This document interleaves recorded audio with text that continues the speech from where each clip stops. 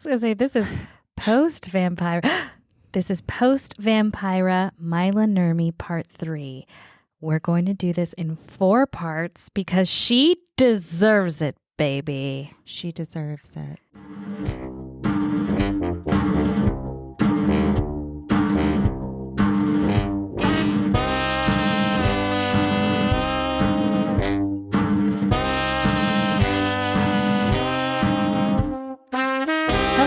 And welcome to Dead and Kind of Famous, where we dig into the life stories of dead folks who enjoyed a touch or two of fame in their time.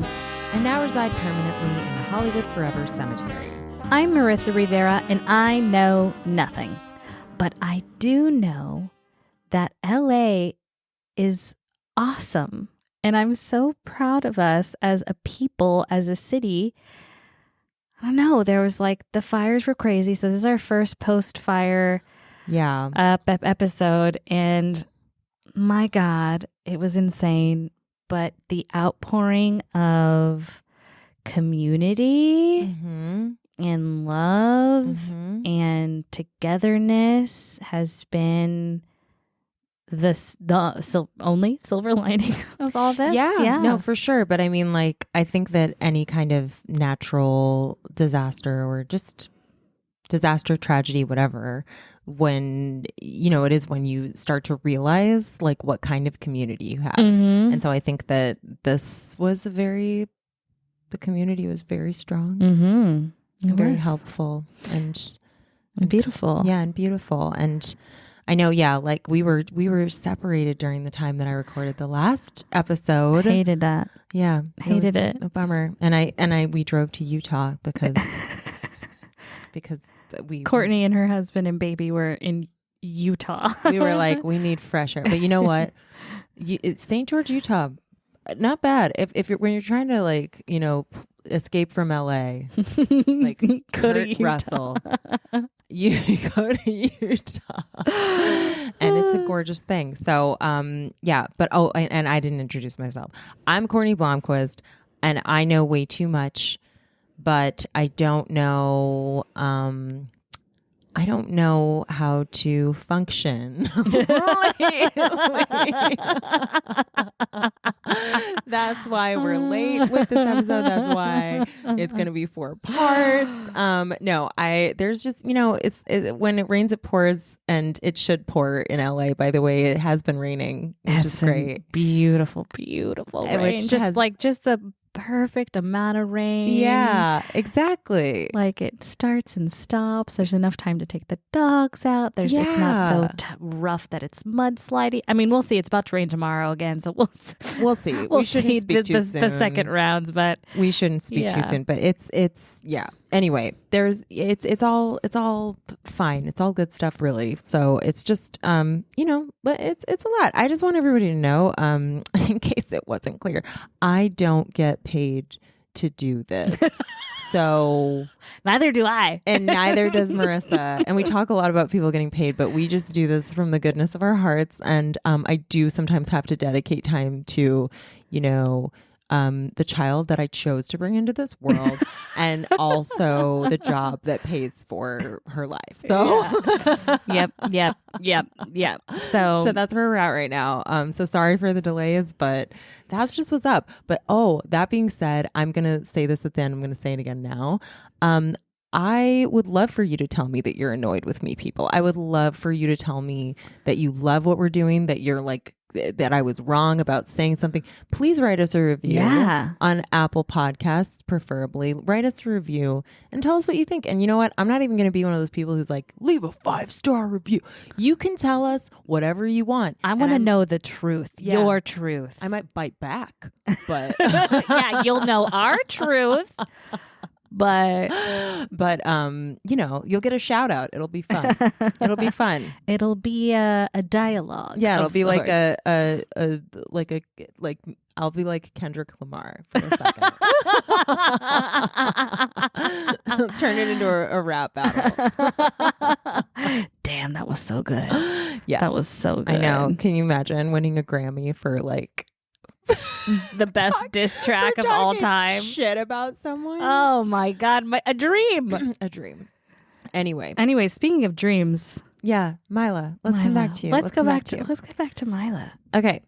When we last left Maila, she was contemplating an offer from infamous B-movie director Ed Wood to appear in his next film.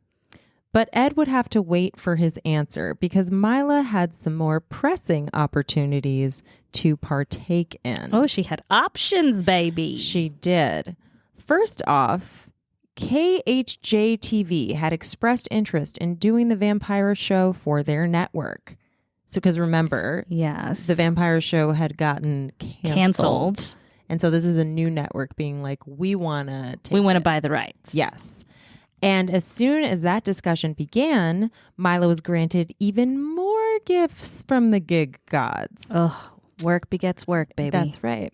First, she was chosen to do a 2-day stint in Vegas promoting a film from the fast and cheap production company AIP called It Conquered the World, starring Peter Graves and Beverly Garland. I love that it was known as fast and cheap. Yeah, for sure. They were like, let's turn it out. Yeah, let's go. Let's pump it. Okay. Let's go. It's also funny that Beverly Garland. We don't know. And Judy? Peter Graves, we don't know. No, Judy Garland no. family? No. I'm pretty sure this was a B movie. Yeah. But no family association to Judy? I have no idea. I'm not going to lie, but I doubt it highly. I'm going to look it up right now. She's like the lesser Garland. That's funny. Yeah, look it up. Beverly Garland. That sounds like just an intersection. It sounds like a neighborhood. Beverly Garland. Beverly Garland. There's a Beverly Garland hotel. Family. No. Beverly Garland was not related to Julie Garland. Beverly Garland was born Beverly Lucy Fassenden, but took the name Garland after marrying actor Richard Garland. Was Richard related to Judy Garland? Richard Garland. Let's see. No. Richard Garland and Judy Garland were not related. They were not related. Richard Garland was an actor who was married to Beverly Garland, but Julie Garland was born. Oh yeah, Frances Ethel Gum. That's right. That's right. Frances Gum. I forgot what a terrible name. Goodness. That's Gum one where with 2 M's, by the way. Gum. If you didn't know that, Gum. Gum. All right. Yeah, it's terrible. But the funnier thing is not that it, like, honestly, okay, so Peter Graves and Beverly Garland, we haven't heard of them. We don't know. But Maila wasn't even in this movie. She's paid. But you got paid to promote it? Yeah. That's the shit. None of the people were available, so they decided to use her to stir up some attention, and she did. For 2 days, she was chauffeured around in a hearse to appear on cooking shows, exercise shows, hosting horror films, and doing cameos throughout the city of San Francisco. And I just find it really funny to be like, and here's Vampira on this cooking show plugging a film that she was not in. That's amazing. I loved like the fish out of waterness of it all too. Yeah. Especially the cooking show thing. Yeah, That's great. What a brilliant marketing scheme. It's pretty good. She was paid $350 for her efforts and given a lovely hotel suite during her stay. But AIP was so pleased with the press that Maila drummed up for them that they doubled her pay. After the fact? Yes. That never happens. I know. Wow. They were very grateful. Right after this, Maila teamed up with an artist who loved candelabras just as much as she did. Liberace himself. Liberace! Oh my God. Behind the candelabra. Oh my God, what a film. Anyway, Liberace himself had called upon Maila to perform in his Vegas variety show, Come As You Are.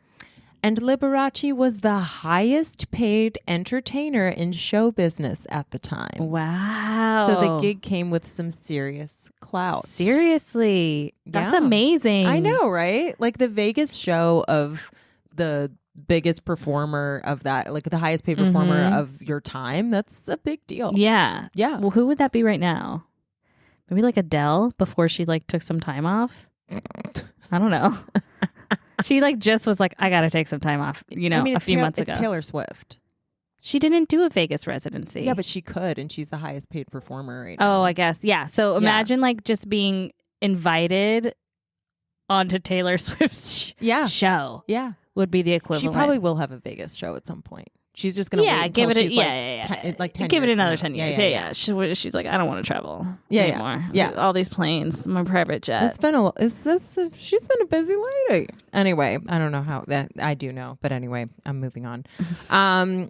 So her fortune came at the misfortune of her beloved Bela Lugosi. No. He had been scheduled to perform with Liberace, but when he got seriously ill, Maila was chosen to take his place. No. Yeah, and there's just like a lot of overlap actually with her and Bella. Yeah, but so it's I'm sure she felt a little bittersweet about it. But But who else would he have preferred to take his place? It's the highest compliment. Yes. Really. Yes. Listen, if Taylor Swift invites me onto her show. Let's bring it back to Taylor Swift. Yes. And I get deathly ill, I will say, you know who you need instead?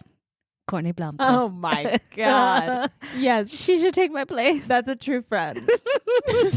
I can't, what would we be doing in Taylor Swift's show?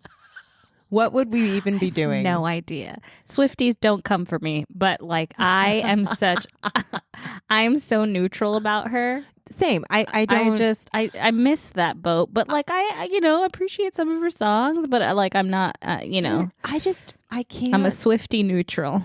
I can't be a super fan because I'm an adult. Right. I don't have time. I don't have time. I'm not a super fan of anyone or anything. No, if you're a super fan, you're willing to go to you're a groupie essentially. Yeah. You're willing to shell out money. Lots of money and time. Anymore. For me, it's the time. It's the time. No, you got to be a college student. That's it. Yeah, with parents' money. Yeah, except I was a groupie for a band no one remembers. No, I wasn't. But I was into I mean, I was just I made effort for TV on the radio, which was early 2000s. Or 2010s. Yeah. So or maybe just anyway, somewhere in there. Listen, we're millennials, so between 2000 and 2010, it's the same thing. Okay, yeah. But that decade is lost, right? That and the COVID years, yes, they are lost. But I remember, I found out about the secret concert that they were doing, and I was underage, and I had a fake ID, and I walked around the block. And underage, under 18 or under 21? Under 21. Okay. And I was walking around the block and there's a security guard and he's like, oh, there's a guest list. If there's an opening, I'll let you know and let you in. And then I kept circling the block 7 times. And then he would let me, he was like, there's a spot you can come in. But then he looked at my ID and he was like, girl, give that back to whoever you got that from. But then he let me inside. That guy's a peep. He's like, wow, she tried, and these people deserve true fans in the audience. Yeah. No, so it was fun, and it's funny because was it a good show? Yeah, and then I met them afterwards because it was so small. You were a groupie. I was a groupie. I was a little bit of a groupie. Oh my God, cute. Yeah, it was cute. That was you can only be into bands in that kind of way when you're in your 20s. There's just if you. Beyond that, I don't know. Too tired. It's just, you got a bedtime. Okay. So Maila rolled into Vegas, prepared to perform with Liberace with her ride or die, Jack Simmons. All right. He is the third wheel of the James Dean trio, right? Yes. So she was powered by the steam of being booked and blessed and saw her name displayed boldly on the marquee of the Riviera. It said, Liberace, come as you are, featuring Vampira. It's a really big deal. That's a huge deal in the Vegas lights and the marquee. Yes. Oh, that's so exciting. It's very exciting. The show consisted of a series of musical I numbers. just want to pause and go back. This is my ADHD ass. I know we just talked about like not being, whatever, groupies or fans or whatever. But if you want to be a fan of ours, we'll take you. Okay. We'll take you. We'll welcome you with open arms. Don't be fucking weird, but you can be a little weird, but don't be fucking weird. You know what I mean? You know what I mean? Don't be creepy. Don't be creepy weird. That's what I mean. Okay? Yeah. No stalkers or anything. No stalkers. Don't ask me for pictures of my feet. It's funny. Oh, well. Don't we both ask have a me. wiki feed. Yeah. It's true. We have talked about that enough where we're like, don't talk about our feet, but talk about our feet. I'm just flattered that I have a wiki feet because honestly, like I broke my 5th metatarsal in college, like which is the side bone on your foot. And it's just like there's a lump, And still she's got a 4. It's probably like 3.5. I haven't looked in a while, but I'm gonna look right now.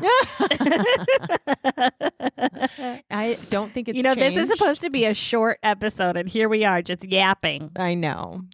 It's because we know that we have the time to burn. Let's make sure these people have an 1.5 hour episode to listen to every fucking week. Browse all celebs. Who started this? If you are the person who started my wiki feed, I would like to know. Please stand up.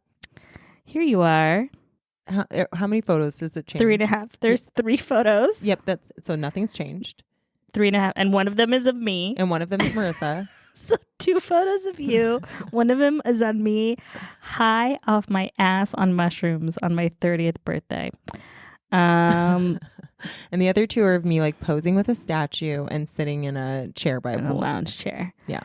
3.5 stars. 3.5 stars. Nice feet, it says in bracket. Oh, that's what 3.5 stars 3.5 means nice feet. Okay. All right. No, I still want to know who you are if you started it because it definitely wasn't me. Oh my God, amazing. Yes. So back to Liberace. Was he a footman? We don't know. Anyway, the show consisted of a series of musical numbers that allowed the audience to travel across the cities of the world through the ages with Liberace at the helm. What a fun captain. Totally. Captain, my captain. Sparkles, glitz, fringe. Take me. Yeah. Take me on a trip, Liberace. Take me. Take me away. And it was Vampira's job to speak to the audience in between acts as a 500-year-old undead corpse. And she actually rose from a coffin to do each of her segments. Iconic. Yes. Basically, her quippy monologues helped allow for Liberace's multiple elaborate costume and set changes throughout the show. So it was very important. Yeah. Yeah. You need a good transition. Yes. A great transition, a seamless, great transitional act. Right. Priceless. Yeah. I mean, they could have been stuck with like a trained dog that like went around in circles. They could have had a juggler. For God's sakes, not a juggler. They could have had a bad comedian. Oh. And instead they got Maila Nurmi. Amazing. There seems to be one remaining clip of film showing Maila and Liberace in rehearsals. He is dressed as a jester and they are waltzing, but no sound exists to go with the footage. So I'm gonna show you anyway. But so this is it. Like you can see he's bowing. She comes out. She's got her little like the stage is smaller than I thought it would be. I think it's just I don't know if it's this. It's like rehearsals, and he's like dressed as a jester. Oh my gosh! And then they waltz. Oh yeah, and she's so fun, and she's so glamorous. Mm-hmm. Her nails are so long. Yeah, I remember that she made her own nails. Oh yeah, she like molded plastic onto her fingers. She's like got her eyes rolling back in her head while she's like waltzing with Liberace as a jester. Yeah, and she's mugging at the camera and also like and he winks. And he just winks at the camera. Oh my goodness. Yeah. So that's the only footage that exists from it, but it's kind of fun. It is fun. That's a hell of a lot of fun. Not kind of fun. Yeah. That's a lot of fun. Yeah.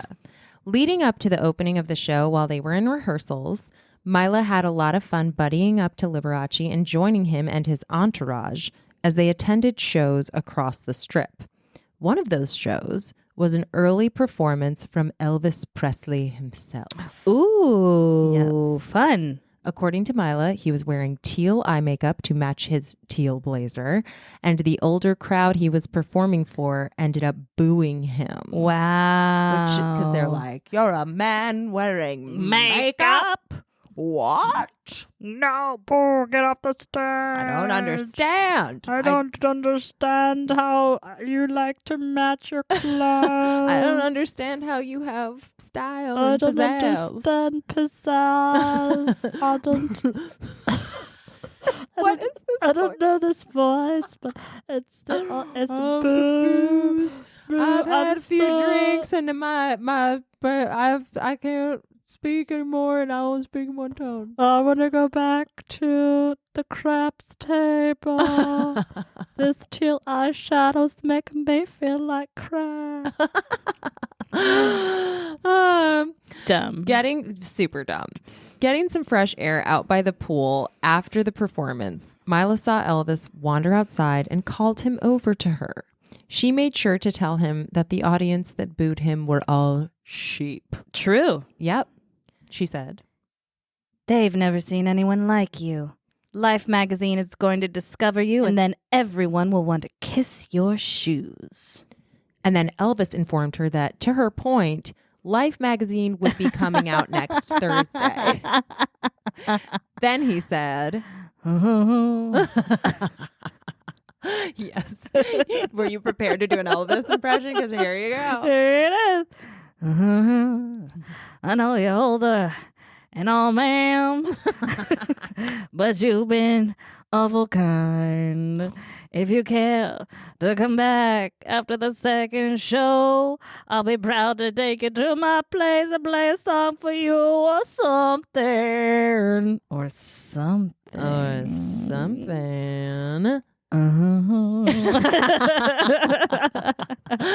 And Maila did go back to his room to find out what he meant by that.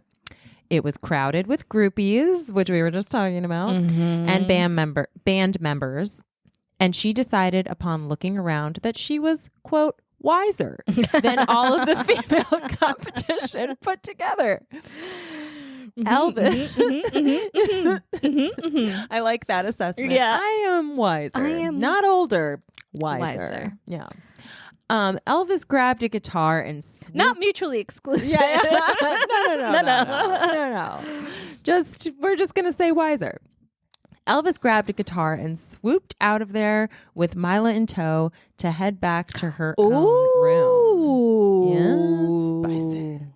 And he took the guitar. Yep. He was like, I'm gonna do what I do. That reminded me of this one date that I went on.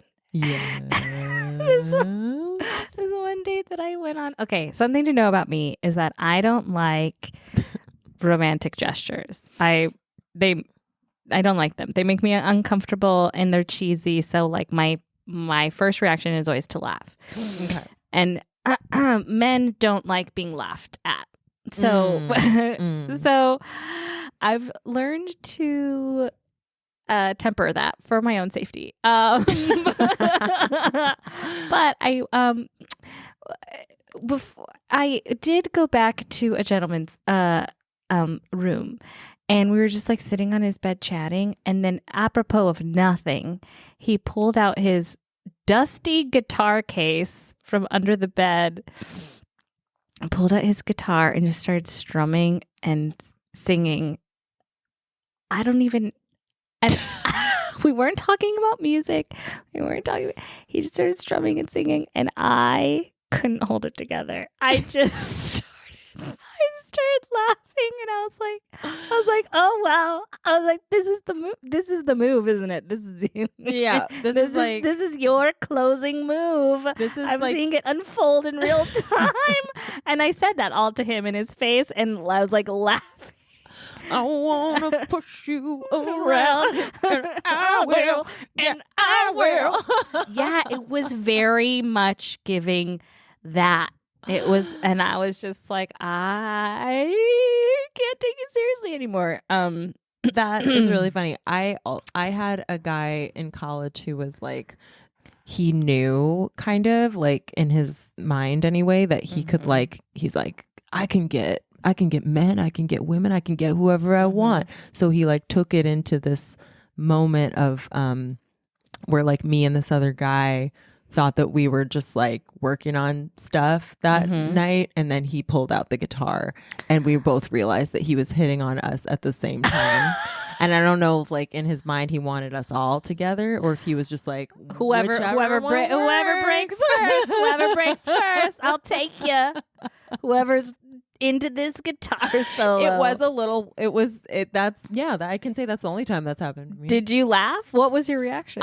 Me and the other guy just like, we side-eyed each other and we were like, and then we talked about it afterwards. We definitely talked shit about it afterwards. You're like, so we were both getting hit on, right? Yeah, like at the same time. That's what was happening, right? No, we were just like, what? That was, yeah. That's anyway, funny. It was funny. Okay. So, let's go back. Maila and Elvis they're going back to Mila's room. He's grabbed a guitar. That's what's happening. The only problem was that Jack Simmons and her had been sharing a hotel room. And when she came back with Elvis, he was in there sleeping. So Maila played it cool by saying, Jack, what are you doing here? Go back to your own room. He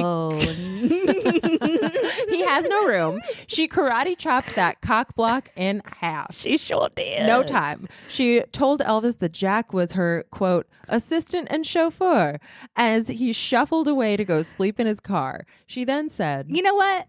That's a bro. That's a peep. He's like, that's a good friend. Yeah. Well, he was there for her gig anyway. He basically got that's true. You know? Yeah. So he's been partying. He's been there. He kind of just has to roll with whatever happens. Yeah. He's like, sure. All right. I got it. I'll see you in the morning, ma'am.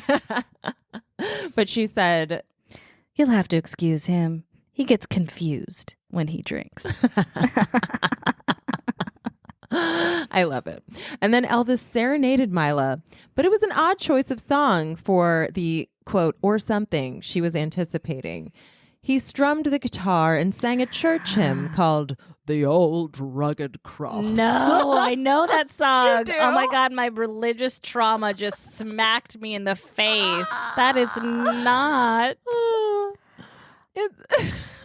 what the fuck? I don't know. Elvis? I mean, I guess that's like his roots and everything, but just like, also you could do better. You're Elvis. Yeah. You're Elvis about to explode on Life magazine. I'm pretty sure you got something else up your sleeve, bud. Anyway, what a choice. It was a choice. It was awkward, but it didn't stop them from doing what they could to make the Lord blush.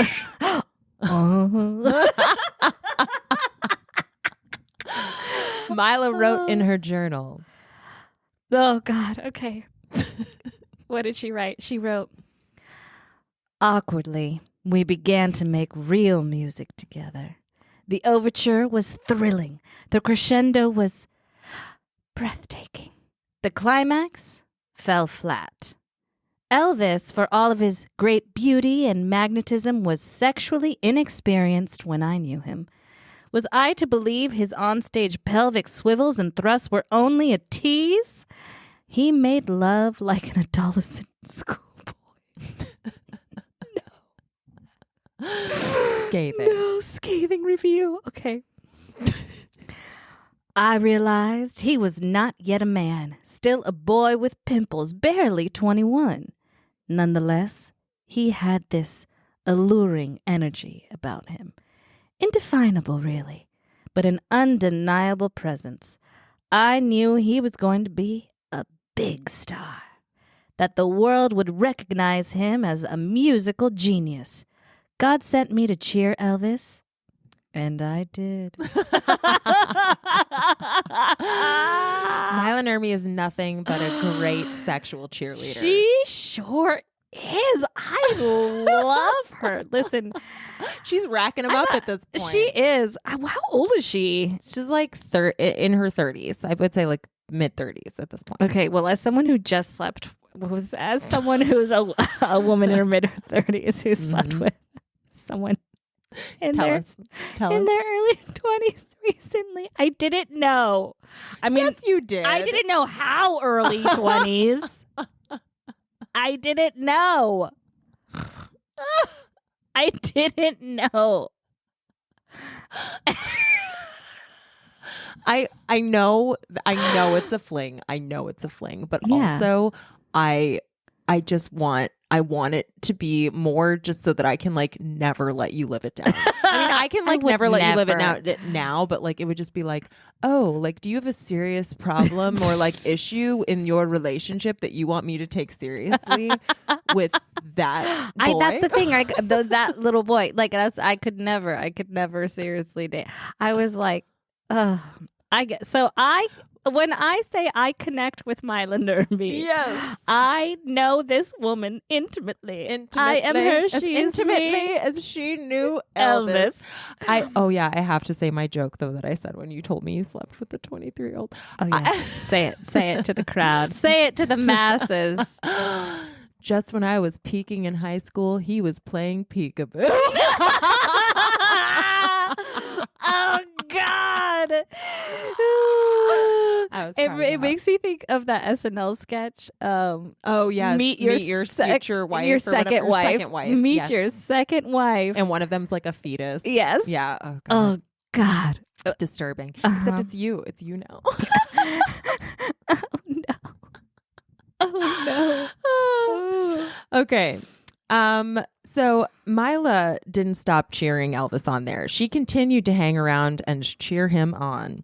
There's a picture of him pretending to choke her that was taken during his photo shoot with Movie Mirror. And hold on a second. I need to see this. I know. I can't find I couldn't find the book just now, so I've got to find it. Hold on. All right. You see this? Oh, that's so fun. Yeah. So he's like kind of looks like he's like playfully choking Wait, what's the one right next to it? I want that. Aww. Yeah. That's sweet. Yeah, so this was during like his rehearsals.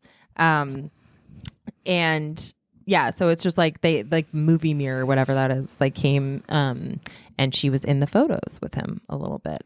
And Maila also tagged along with Elvis and his band to the desert around Las Vegas to hear them mess around with their own rendition of Hound Dog for the very first time. Wow. It was like when he heard the original song and then was like playing with it. I want to do something with this. Yes. And that was like, so that was a big moment. But towards the end of their time in Vegas, Elvis started to ignore Maila. And when Elvis ghosting her in real time. In her face. Yes. And when Elvis came over to Liberace's table at the Sands Casino, where Maila was also seated, she pulled, no pun intended, an unusual stunt to get back at him. Elvis came over and I grabbed his... What? Say it. Elvis came over and I grabbed his divining rod. His fury knows no bounds.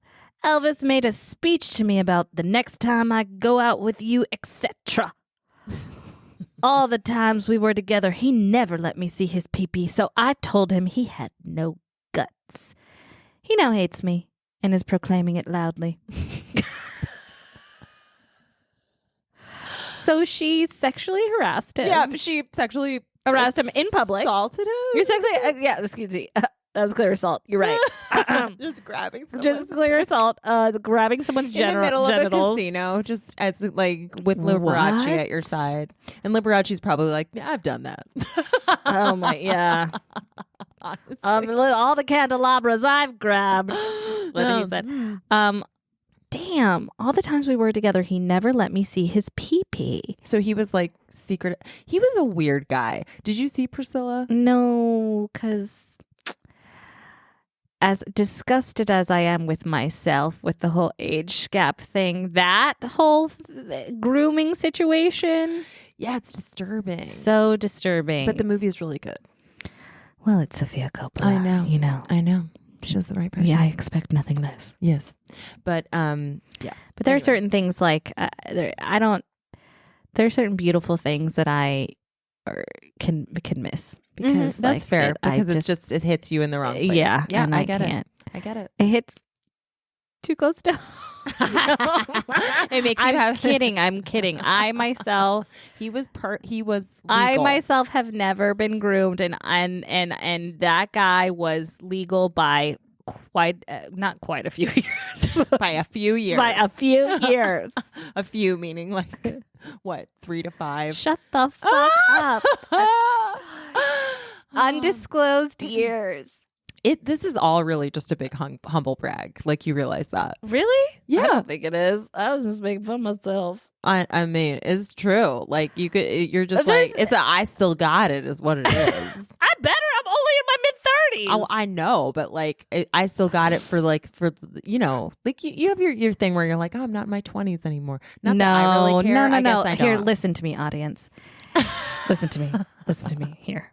If you're a woman, you can go outside right now. It's true. And catch a dick. It's true. In your teeth. In your teeth. In 10 seconds or less. It is.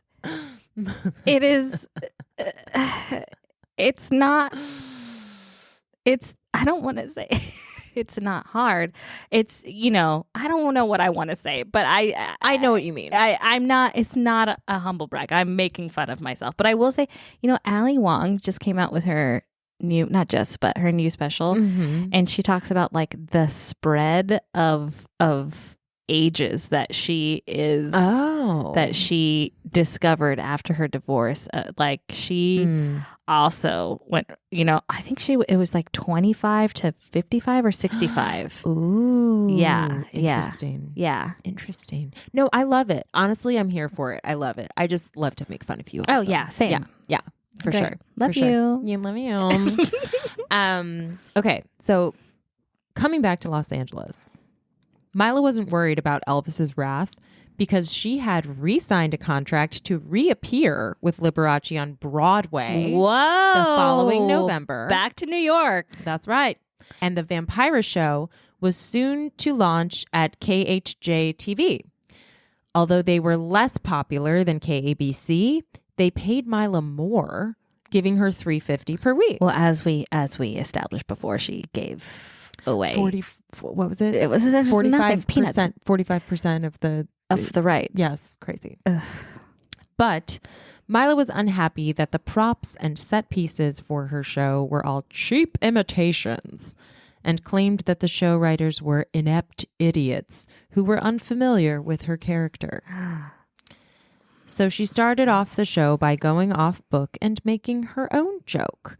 This is live television, mind you. And the joke Maila led with was, I must tell you about my sister. She's dead now, lucky girl. It seems she was lynched for raping a snake. Oh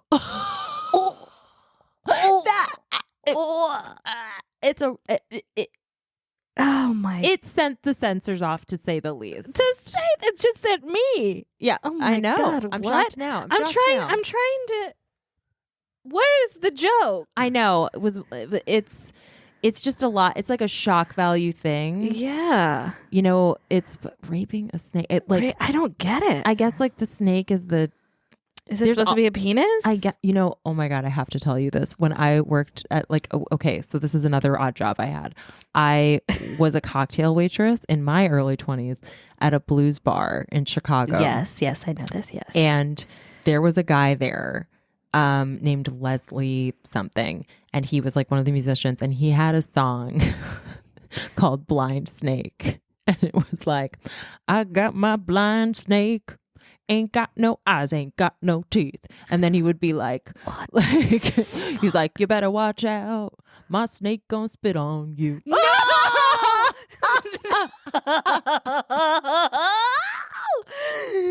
You tell me this man never got a record deal? No, he was a lecherous old man. One time, one of the other waitresses was like, Leslie, let me just check your search history. And she just checked it real quick just to see what the last thing he looked for. And it was definitely porn. Wow. While working. At work. Yeah.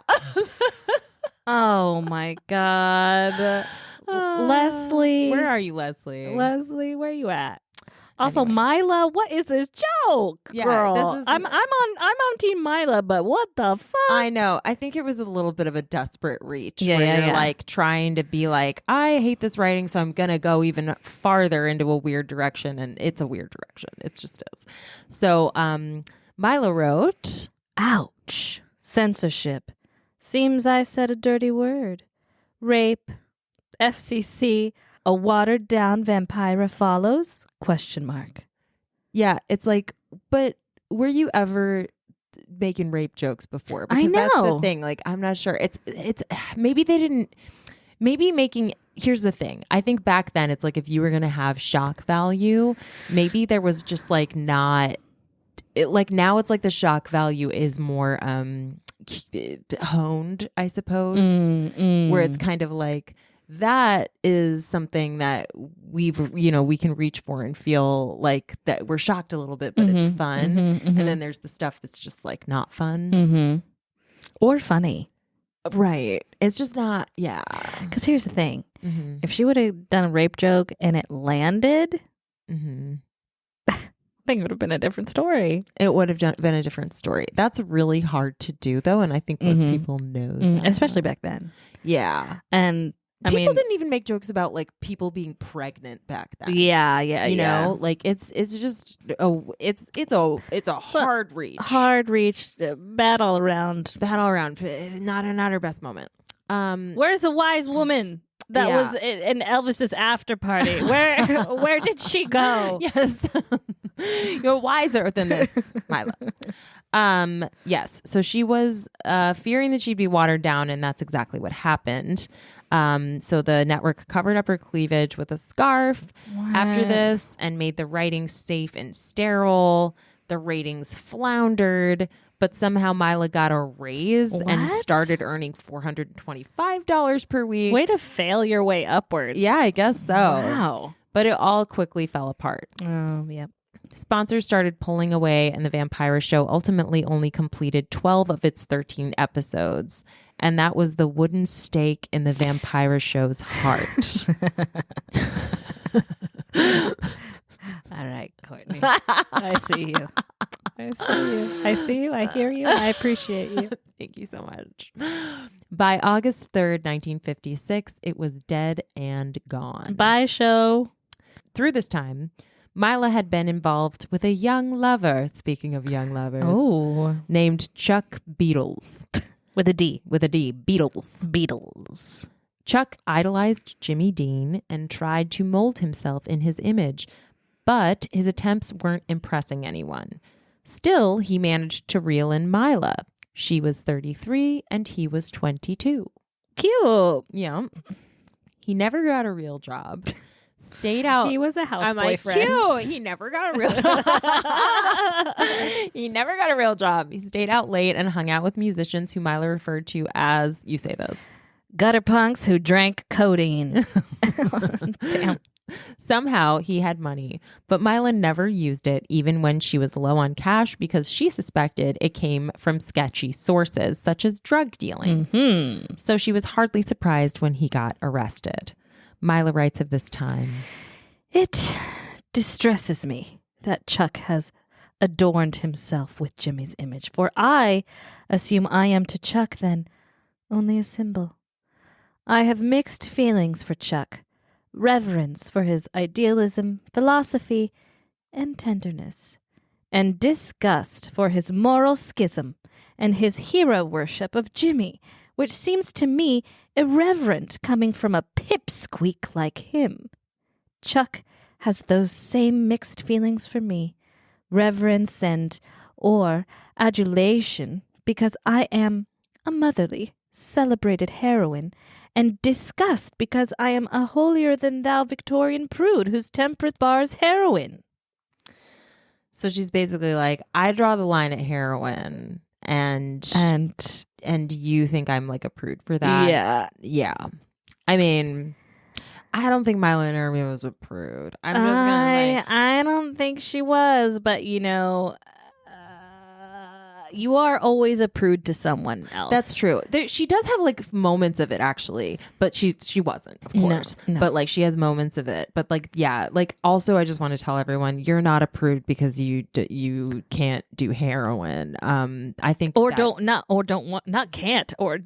don't want to do that or entertain that life.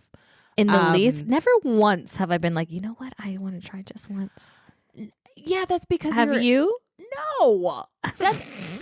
God, what do you I feel like there are some people out there who are like, I will literally try anything once. No, you don't do that with heroin. Everyone knows you don't do that with heroin. Yeah.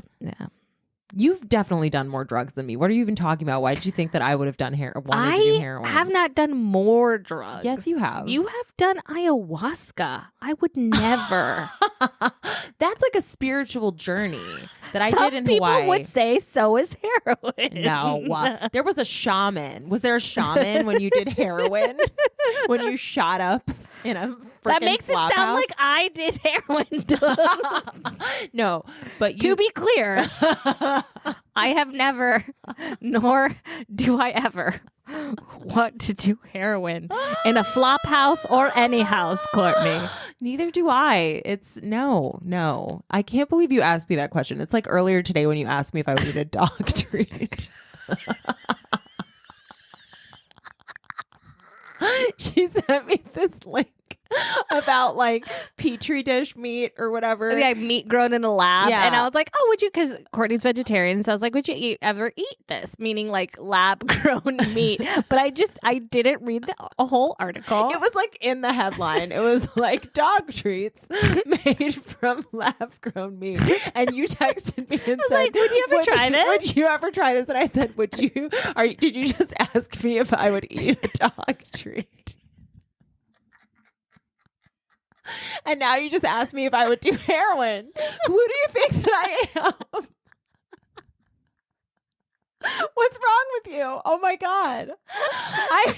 I'm so insulted. Do you know me at all? Like, I have some sort of like standards, you know, some sort of self-respect. Marissa doesn't think so, but I do. Okay. Courtney has standards. Oh my God. Yes. And boundaries. My temperance also bars heroin and dog treats, Maila Nurmi. The relationship only added stress to Mila's life with Chuck Beatles. Like we have to just keep doing these really big departures. Yeah. That relationship with Chuck Beatles. With Chuck Beatles. The heroin. Drug dealer? Addict? We don't know. Both? Maybe both. We don't know. Either both. But it just, he was no good for her. Just like heroin is no good for you if you're doing it. The relationship only added stress to Mila's life, and she once again shaved her head in distress. This Another is like Britney. She's such a Britney. This is the second time that she's cut off all her hair. Jeez. Her good friend Marlon Brando implored her to go to therapy, and he even paid for it. Wow. Yeah. An enlightened man. Marlon. Back then, Mr. Brando. Say what you want about Marlon Brando, but he was a man who believed in therapy in the 50s. That's a goddamn miracle. I know. However, so she goes to therapy, but her diagnosis was unhelpful and vague. The therapist said she was emotionally disabled. That was the diagnosis. Wow. So Maila stopped her treatment because the sessions were too painful and the bus ride too long. Fair. Yeah. You know what? Everyone does remote therapy now, Maila, and like we couldn't deal. And goodness gracious. You have to get on a bus for therapy? Like you need therapy just for the bus ride. No. Anyway. For Halloween that year, Maila and Chuck attended a masquerade party at the home of astrologist Carol Reiter. Chuck's costume. What a fun Halloween. Yeah, for sure. Yeah. I would love to go. Yeah. Or like any astrologists out there that want to invite me to your Halloween party? Absolutely. 100%. We'll come as a really like fun couple's costume. A medium. Oh, yeah. Mm-hmm. Like, can you imagine if the Long Island medium? That's a whole other thing. Anyway, yes, but I would go. That I would do. So Chuck's costume drew attention to them in the worst way. as Maila said. I went as Veneria. The name I gave to Chaz. Adam's little girl? Yeah, like Charles Adams, like the guy who wrote the Adams Family. Oh, yeah. So I think that it's supposed to be Wednesday, but like he didn't had at this point none of the characters had names. Oh, okay. Yeah. I went as Veneria, the name I gave to Chaz Adams' little girl. Chuck insisted on satirizing the latest James Dean is not dead madness, which was then sweeping the nation. He's not dead, only maimed somewhere. After plastic surgery, he will return, so the rumor legend went. So Chuck got into a rebel without a cause outfit and got bandaged out of sight. All but unruly hair and horn-rimmed glasses. All evening he did a sulking, I want to be alone thing in the corner. People were terrified. They pretended to ignore him, but of course they were uncomfortably aware of him at all times. Yeah, I'm going to see if I can. She basically went as Wednesday Addams, and he went as an undead James Dean. That's what she said. Like this photo, she looks like she's wearing like a blonde wig and a witch hat. So I don't know who she was going as, but that's what he did. It's in poor taste. He has bandages all over his face and he's got glasses on over it. But other than that, he's like wearing the James Dean, getup. And he went with her? Yeah, he was her date. And she was and she had that relationship with him. No, she lost all of her judgment at this time. Because that's just, no. I guess she had to wear a wig because all of her hair was shorn off. Oh, that's true. Yeah. But why the blonde wig? Maybe that's all she had, Courtney. That's not all she had. She dressed as Vampira all the time. I guess that's true. Yeah. Maybe that was too close to her own was too thing. close to home. She wanted to be something different. Yeah. I get it. Yep. She's trying to branch out, but not really. So for taking part in this poor taste costume that mocked her friend's death, Maila was added to the Hollywood's worst taste list of 1956. Yeah. And I mean, kind of rightfully so. I mean, it's worst not like taste? Yeah. And we still have we don't have that. We have worst dressed. Yeah. Worst taste. But worst taste is that. It's kind of, yeah. It's like Jerry Springer show. Yeah. That's wild. Yeah. And it didn't do her public image any favors. Shortly after this, Maila made a career decision that was just as dastardly as throwing her film contract in a wastebasket in front of Howard Hawks, like she did in the very beginning. That was back in episode 1, guys. Yep. Go back. Part one, not episode 1, part 1. She reneged on her tour with Liberace. She did not. Yeah, to go to Broadway. There's no explanation for this other than the fact that her mother wouldn't be able to take care of the cats for while she was away performing on Broadway. It's like, girl, you got friends? Girl. I once had somebody who I worked with like at Universal take care of my cat and like stay in my apartment. And I didn't really know him that well, but like I just pretended it was like an Airbnb situation. Yeah. You do what you got to do. Yeah. The show must go on. The show must go on. If you're on Broadway, like with Liberace? Come on. And the first time around went so well, too. It went so well. Like, what are you doing? Oh, girl. This was a very weak excuse. So it's more likely that Chuck probably had something to do with it. Chuck the fuck. The fuck, Chuck. Because he served no other purpose in Maila's life than ruining things. This was a very, very low point for Maila, but she still managed to squeeze a few more jobs out of the Vampira oeuvre to make ends meet. Oeuvre. She did What is that word? Okay, just so you know, it's spelled Oeuvre. It's pronounced oeuvre. And it means it's like the canon. Mm-hmm. The Vampira canon, the Vampire character, the Vampira. Je ne sais quoi. Yeah. The Vampira essence. Yes. She did a convention, a home show. What does that mean? A home show? A show in someone's home? No, probably like the HGTV of their time. Oh, okay. Like probably like a homemaker show. Okay. Which is also funny. I was like, that's hilarious. But I was like, a home show? She just showed up at like a private like party? Like what? Okay. Yeah, no, I think that's what that means.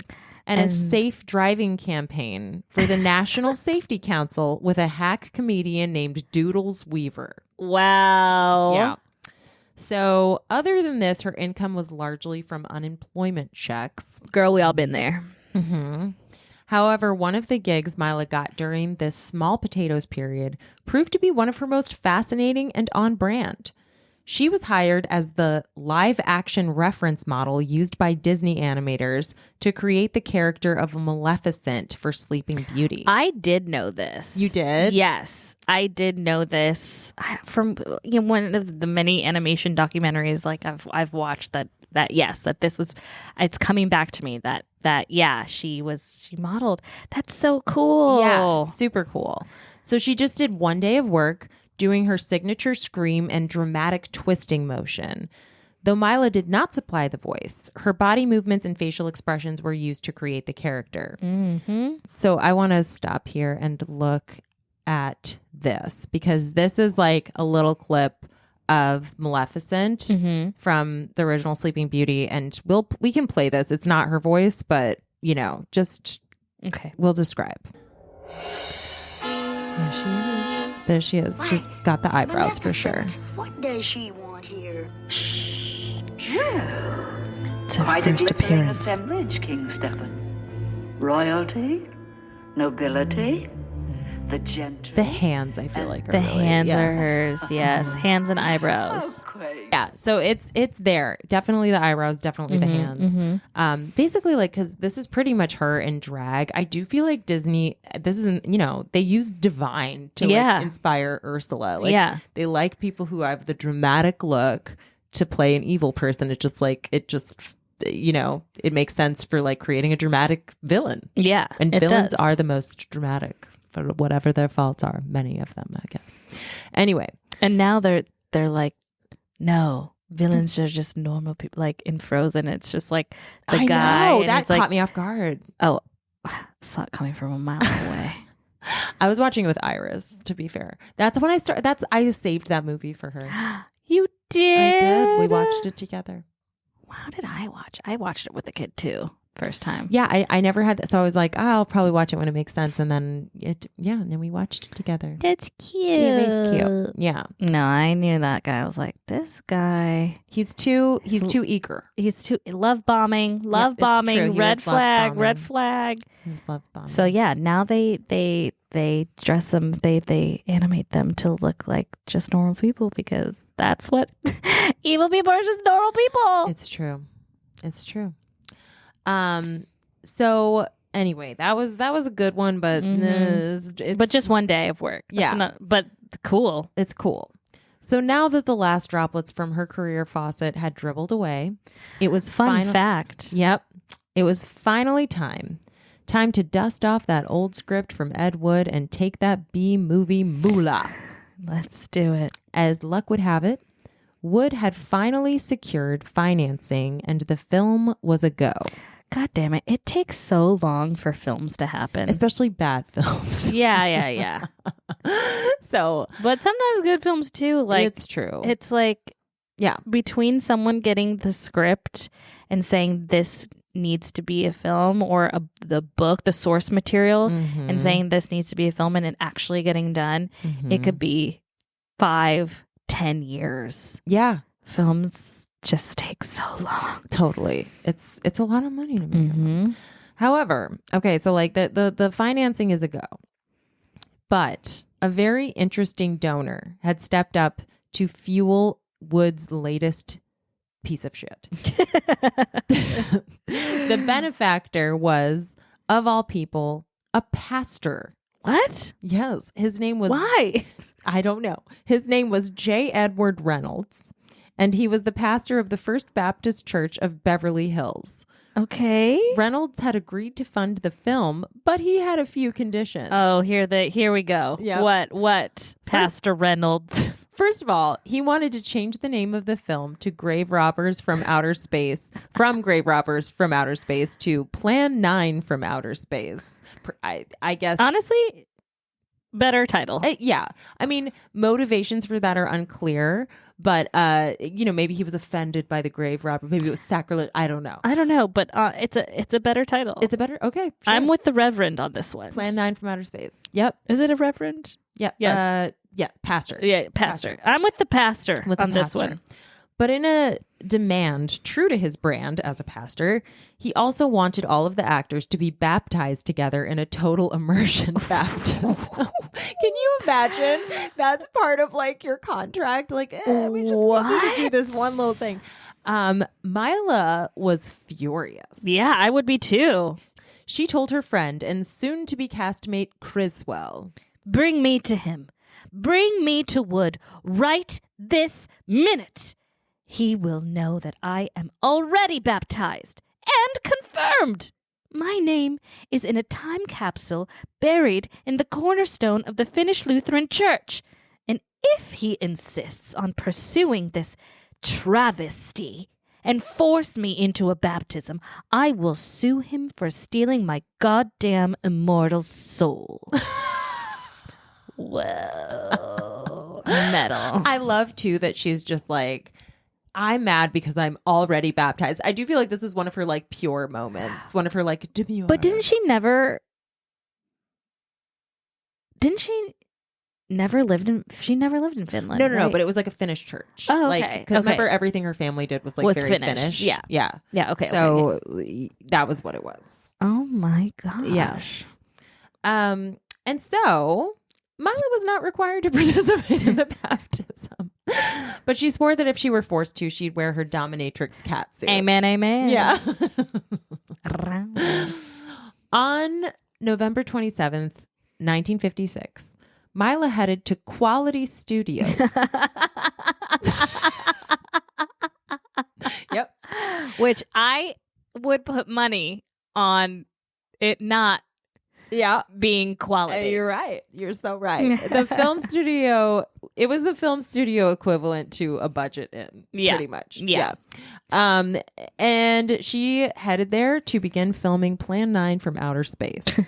She dressed herself and she did her own hair and makeup. Of course, there was no budget for those departments. Right. Before she left the house, by the way, she did all of this. So, and her dress was so restrictive that her deadbeat young boyfriend had God, she's still with him? Yes. Jesus Christ. So he had to carry her on and off the bus because she couldn't walk. Well, you know what? He wasn't good for anything else. Yeah, make him do something. Something. So Bela Lugosi had already filmed scenes with Wood. He's coming up again, long before the actual production had begun. Sadly, he had since passed away. Oh, Bella. So Maila would be sharing top billing with a dead man. Okay, that seems correct. That seems right. Yeah.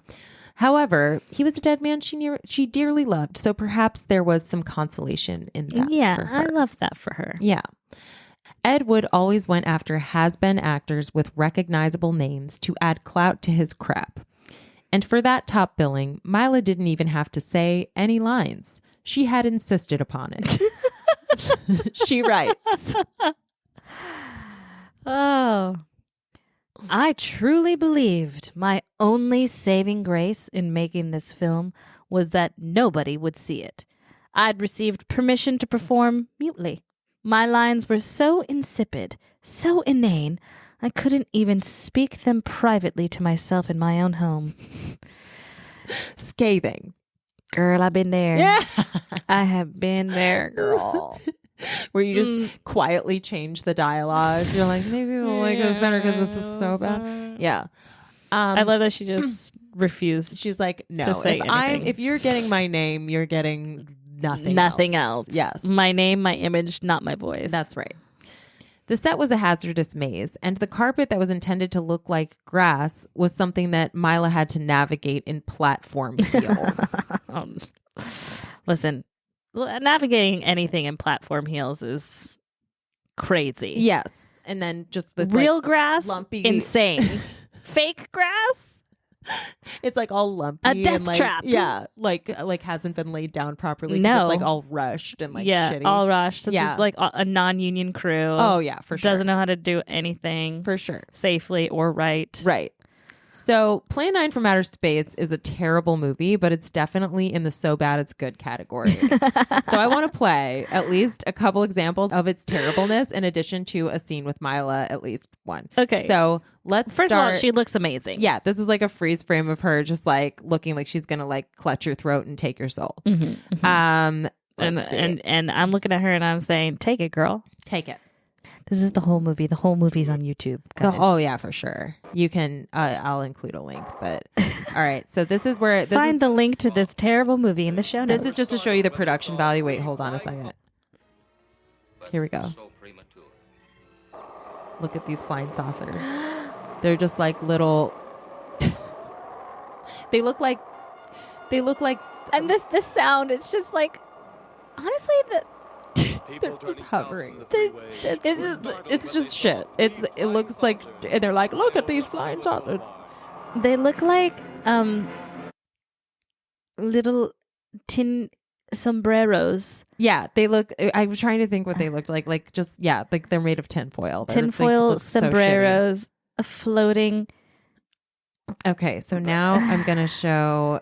Oh yeah, so this scene. This is great. This does not have Maila in it, but it's really good. So I just want to show you this to like Okay, give you an wait. idea of this movie and the dialogue Okay. because she wouldn't say the lines, Okay. but other people had to, and this is what it was like. He understands the difficulties of the Earth race. What do you think will be the next obstacle the Earth people will put in our way? Well, as long as they can think, we'll have our problems. But those whom we're using cannot think. They are the dead, brought to a simulated life by our electrode guns. You know, it's an interesting thing when you consider the Earth people who can think are so frightened by those who cannot, the dead. Well, our ship should be regenerated. We better get started. It's What so bad. the It's just like fuck? really bad, really like circular dialogue that like Yeah. it's just all over and over the place. Okay, so let's see Maila now. Let's see her. Hold on. This is like a little. I think I'm starting this.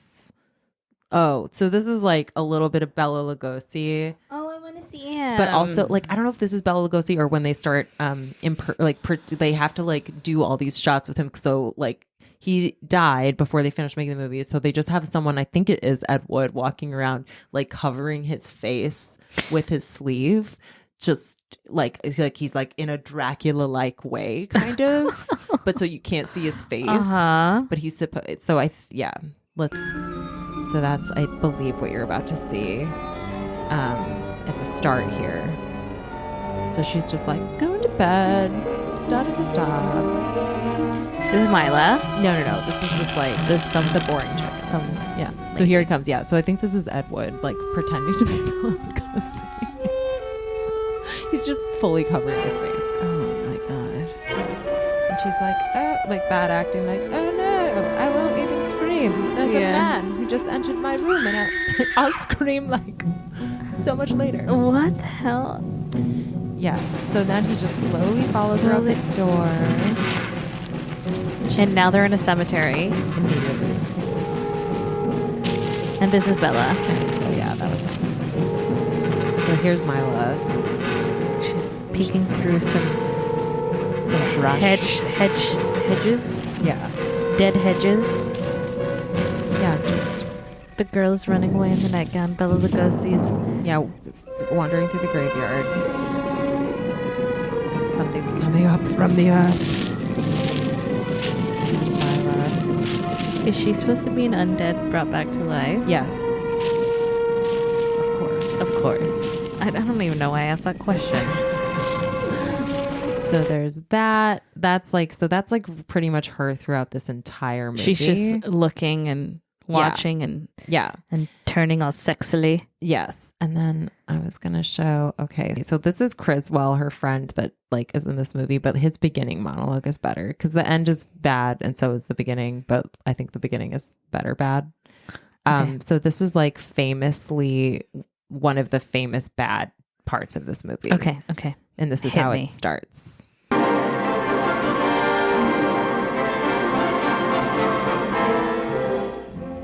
Greetings, my friend. We are all interested in the future, for that is where you and I are going to spend the rest of our lives. And remember, my friend, future events such as these will affect you in the future. You are interested in the unknown, the mysterious, the unexplainable. That is why you are here. And now, for the first time, we are bringing to you the full story of what happened on that fateful day. We are giving you all the evidence, based only on the secret testimony of the miserable souls who survived this terrifying ordeal. The incidents, the places. I just don't understand. Is he supposed to be a news anchor? He's like dressed in a full, I think, a tuxedo. My friend. And it's a very... Can your heart stand the shocking it's fact so unnecessarily long. Grave robbers from outer space. My friends. So I just want to I want to pause on this guy for a second. That was Criswell. So that when we talked about her being angry about having about being baptized, this is who she was talking about. So I believe that he was the amazing Criswell. That was his stage name. He was an American psychic. And he was known for his wildly inaccurate predictions. So full of has-beens and hacks. And so he's like, that's why they got him to be like, the future. I, the amazing Criswell, know about the future because I am a psychic. And we're all going to be living in the future. Yeah, that's crazy. So it's like a crazy bad movie, but she was right to just be like, I'm not going to, I'm not going to speak. But I will say, and no one's going to see this. We're going to get to this in the next part, but this is, because we talked about this, the footage from her show is lost pretty much in most ways. This is the thing that most people have seen her in. So this is I know. No. Her cult, she has an entire cult following just from where she says nothing and just wanders around a graveyard slowly, just looking iconic. I know, kind of amazing. What? I know. So I love her. Yes, but she was embarrassed to be doing this. So anyway, I would be too. Yep. Mila's stupid boyfriend Chuck the fuck as we refer to him, made a scene on set and threatened Ed Wood a couple of times when he'd used his bullhorn one time too many. If you've seen the movie Ed Wood, they kind of show it him being like action, just in a bullhorn all the time, just being over the top. So I guess he was annoyed by that. Mm-hmm. Rather than be embarrassed by him, Maila was pleading with him on the night of the last shooting day and saying, "Why don't you love me?" She even said herself that night that once she got home and out of costume, I was washed up. I was no more. Maila continued to desperately try and gain Chuck's affections. Why, girl? I know.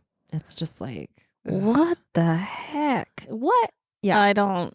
Even making him... Do you think she was doing drugs at this point? I really don't think she was.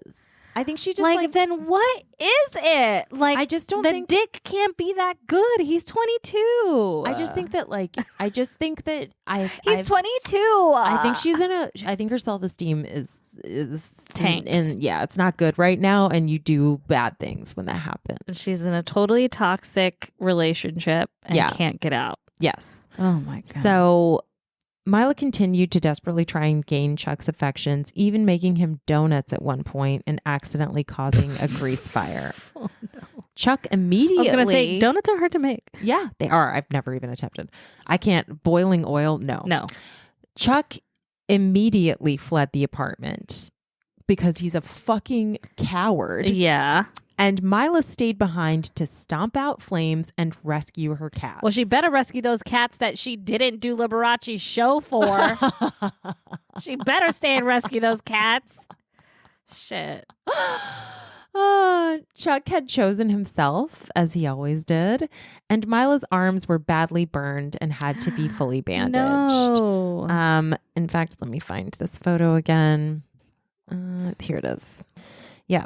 So she's got her cat whose name was Ratface. Her cat's name was Ratface. Yeah. And her arms are completely bandaged. Her arms. This is and a Getty hands. image, guys. Yeah. They're completely bandaged, and she's just like trying to give her like Why does creepiest she Vampira have smile.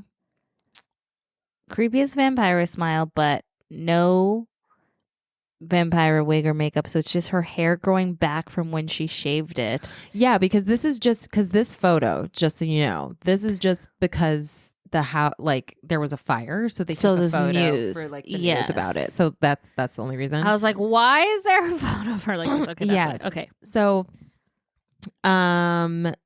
even though a doctor had told Maila not to use her arms because, as you can see from the photo, they are completely bandaged. Yeah, from fingernails to shoulder. Yeah.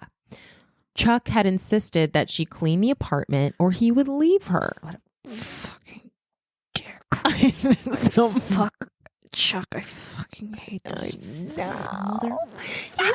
I know. He's the worst. And so Maila swept. No, girl. With her bandaged arms. And Chuck left shortly after that anyway. Well, you know what? Good riddance. Goodbye. Yeah. No, he's the fucking worst. But then he came back to break in and steal her things. What the? He was truly... That's true addict behavior. It is. This dude was a heroin addict. I mean, like, she's implied it. Behavior. She didn't even imply it. She basically just said it. Yeah. Like, he is. So, by this point, Sophie, Maila's mother, had moved back in and had seen Chuck fleeing the apartment. And the newspaper wrote an article about the instance, and true to form, they listed Maila's full address in the piece. They doxed her. Yes, they did. And they did that when she Jesus. got like attacked in her apartment in New York too. Yeah. They like keeping like, and this is where she lives. Oh my Like, she's not making any money for her fame. They're just being like, but you might have some creepy stalkers, so let's make sure that they know where you live. Oh, the media. Yeah, terrible. But Sophie didn't stay for long. In fact, she sadly passed away, supposedly of exhaustion. What? She had like only recently stopped working. Because she was not able to, and very shortly after that she died. This is why you retire. Yeah. And you rest. Yeah. Although I don't ever plan on retiring. I plan to Betty White that shit. Oh yeah. Well, yeah.